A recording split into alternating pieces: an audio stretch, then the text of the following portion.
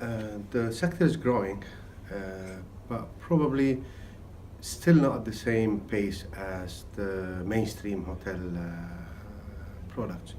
I think there's an opportunity for it to grow a little bit at a faster rate, specifically in mature markets.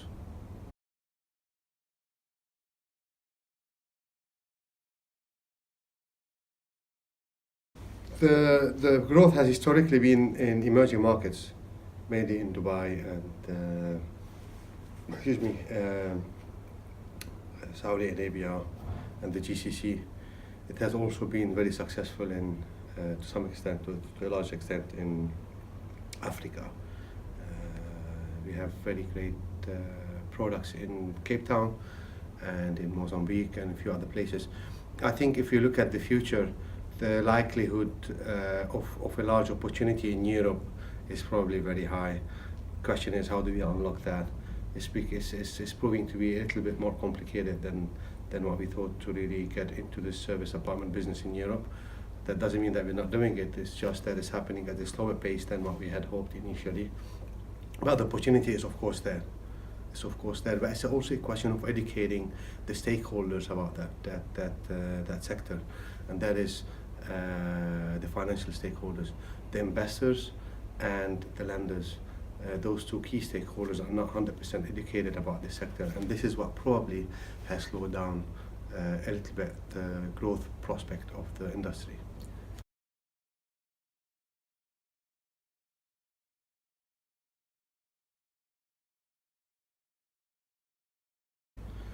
I see more opportunities than challenges, really.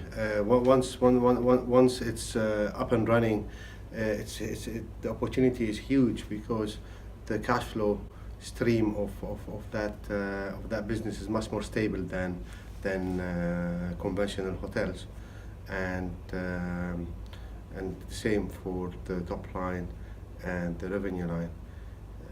There's increased amount of demand for it from a consumer perspective. The only challenge or the opportunity really is to educate the key stakeholders that I just mentioned, developer, owner and lender, about the sector, so we can stimulate growth a little bit further. But the opportunity from a demand consumer perspective is absolutely there.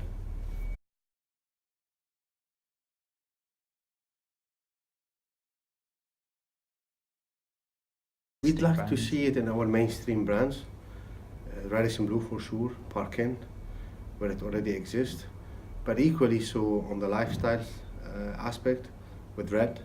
We already have one extended stay for Red in Dubai, but it's not standalone. It's a hotel and extended stay. And I see also an opportunity for Radisson. I would say those are the four mainstream brands that could accommodate an extended stay extension to it, either on a standalone or on a mixed-use development. For Red, in the lifestyle segment, I would probably focus more on mixed-use developments rather than standalone extended stay for that specific lifestyle brand.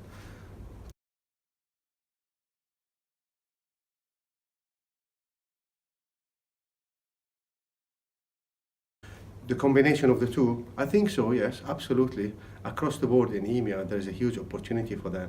Obviously, not in every market in Europe you can do both, but there's a lot of, in the main gateway cities, there is an opportunity to do that. In each and every almost gateway city in Europe, in the right location, you can do a combined hotel and extended stay development together.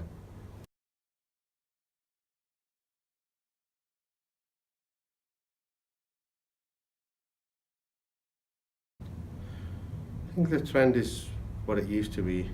It's a customer who wants to feel at home when he's not at home, having the opportunity or the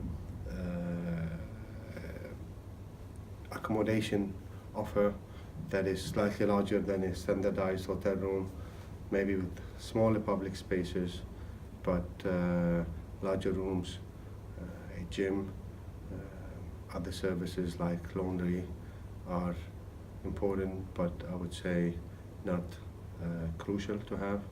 So I think the trend it's a very basic, simple business model. I think the more simple you make it, the more likelihood of succeeding you would be. The more complicated you would make it, the higher the chances of failure. It's meant to be a very simple business model, and that would be our approach to it in terms of both development and operation.